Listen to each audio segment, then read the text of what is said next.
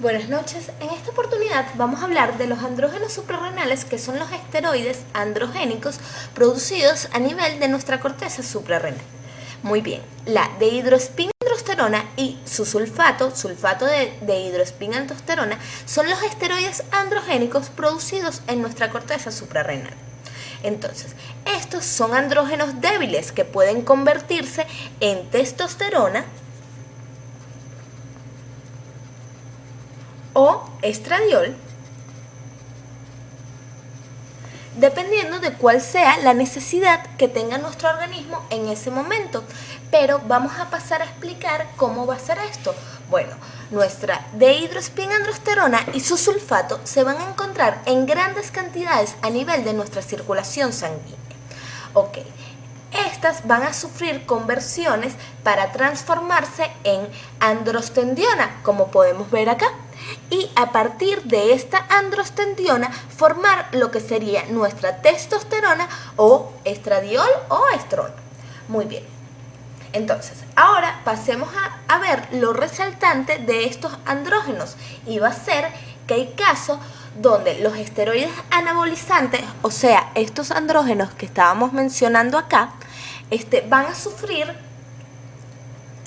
una hiperplasia suprarrenal congénita. ¿Y qué quiere decir con que sea congénita? Que vamos a tener una deficiencia de la enzima 21-hidroxilasa.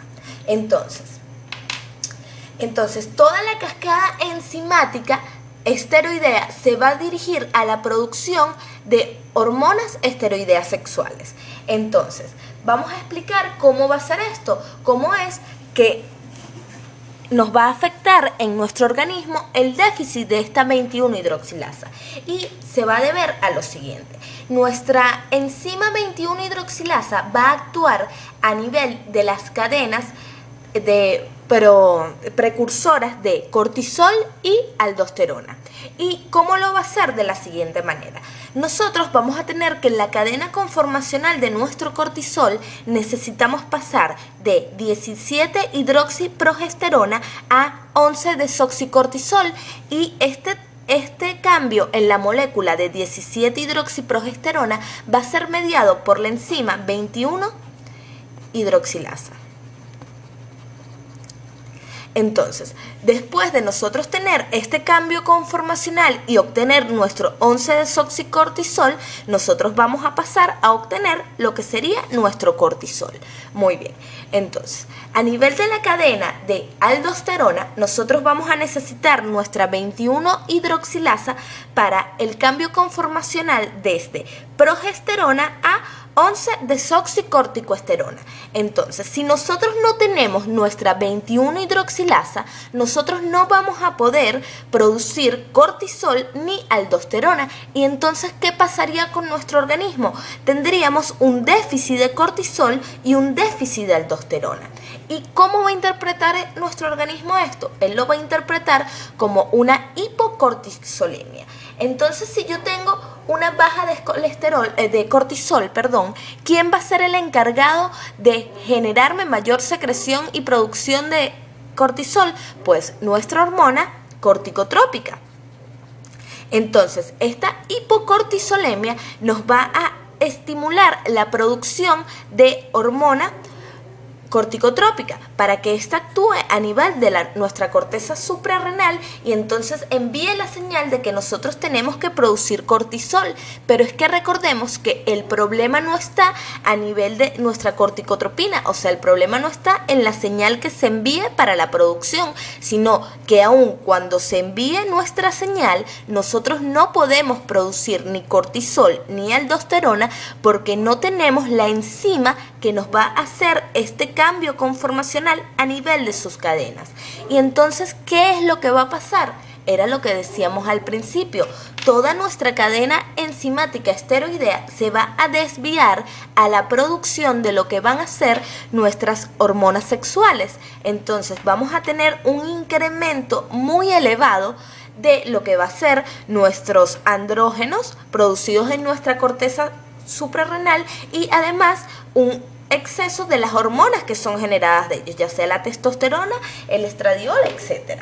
Entonces, ahora, nuestro organismo va a interpretar, va a manifestar este exceso de hormonas sexuales de la siguiente manera. Si tenemos el caso de un niño varón, se le va a adelantar su pubertad y va a presentar esta pubertad adelantada, rasgos muy masculinos en él, muy marcados. Pero la peculiaridad del asunto viene cuando se presenta en caso de niñas, que se presenta este déficit de esta enzima 21-hidroxilasa y el exceso de estas hormonas. Entonces, ¿qué va a pasar en el caso de las niñas? Pues su físico va a ser muy varonil, van a presentar características varoniles, y es muy característico de estas mujeres la presencia de virilización, lo cual es el síntoma de masculinización en la mujer, con aparición de los caracteres sexuales del hombre. Entonces, vamos a tener, por ejemplo, que estas mujeres van a presentar lo que va a ser hirsutismo, que es exceso de vello. Si bien recordamos, la distribución del vello púbico en el varón es de esta manera, es en forma de rombo alrededor del ombligo, pero en el caso de la mujer es un triángulo debajo del ombligo. Entonces, estas mujeres van a presentar este hirsutismo, el exceso de vello, van a presentar vello en el pecho, además de en otras localidades del cuerpo. Entonces, van a presentar también un engrosamiento de la voz y, en algunos casos, la hipertrofia del clítoris, pareciéndose mucho al órgano sexual masculino.